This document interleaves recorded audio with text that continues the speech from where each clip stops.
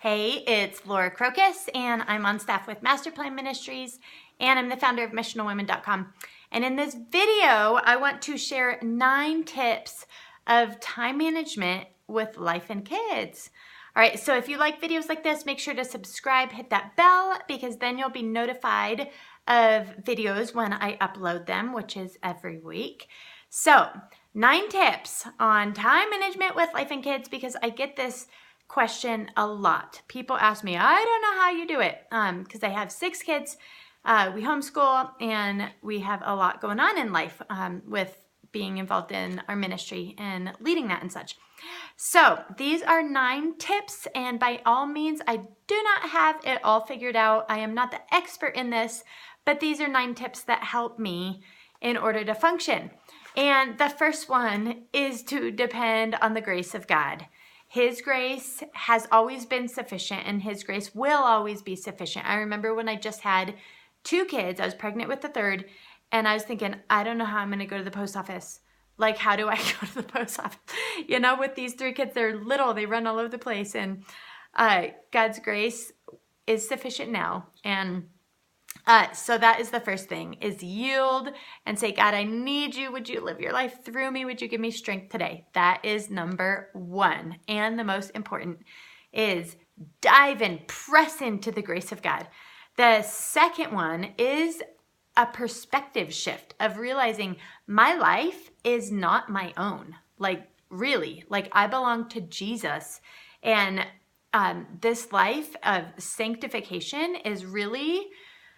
I want to embrace that. I want to realize that life is not about making me happy, and it's not about being comfortable and having everything convenient and having everything I want when I want it and to be able to do whatever I want. That is not the goal in life. So number 2 is perspective shift of my life is not my own. I'm not here for my own good pleasure. So number 3 is let someone help. There are times when I have to ask for help. I have to ask friends like, hey, I'm not sure how this is going to work out. Like, could you help me do this? And sometimes the people I'm asking have like 4 kids, and that's how it's got to be, because that's how God created us to function, is to be able to depend on others. Also, my husband and I have to work in a way that at nighttime he puts the kids to bed, because I'm absolutely depleted, and he's okay with that, and I can go off in my room and I grab a couple pages of reading, and that just helps decompress me. So ask for help. Number 4, big rocks first. So basically, I need to keep the big things and let the little things be the little things, and not be controlled by the tyranny of the urgent. So a big rock first is my time with God. Spending time with God is the thing that is my daily bread, my daily sustenance. If I don't get time with God, connecting with Him, then I won't actually make it. I won't. So making room for the big rocks first, and letting all the other little things just fit around it. Also making sure that I spend time with my family, which doesn't seem to be that difficult really at this stage. All right, number 5 is let my friends be in the context of serving. I wish that I had time just to like go out and play and do fun things with my friends, but this season of life with little kids, 6 of them, it's not realistic. So the friends that I have, they need to be in the context of serving, whether that be a homeschool group and serving with other moms who are homeschooling their kids, or whether that be serving at church, or however it may be. But those are the people that I need to build friendships with in the context of serving. Number 6 is I need to be intentional with rest. So I am an introvert, and what that means is I get my energy from being alone. I love people. I really like being around people, but when I am around people all the time, it's like sucking of my heart and soul, which I don't mind unless I'm completely depleted. So I need to make sure that in my schedule every week is time alone. It's not for my benefit only. It is for the benefit of everybody around me, because if I'm not recharged, I'm a prune. I have nothing to offer. I have nothing to give. And so My husband, who is not an introvert, he gets his energy from being around people. He's recharged from being around people.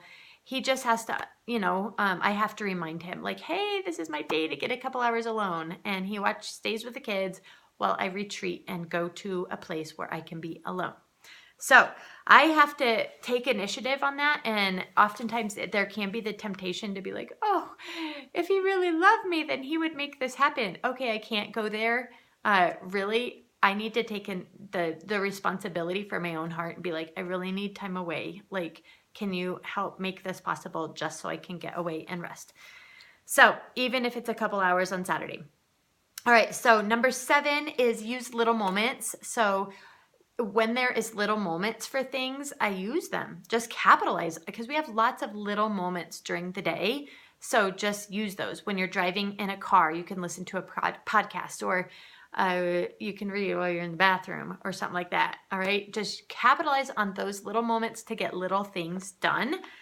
Number 8, stay away from time wasters. So we're not a big fan of TV. We don't actually watch TV hardly at all, because it's such a huge time waster. There is times when, for sanity's sake, we'll put a movie on for the kids.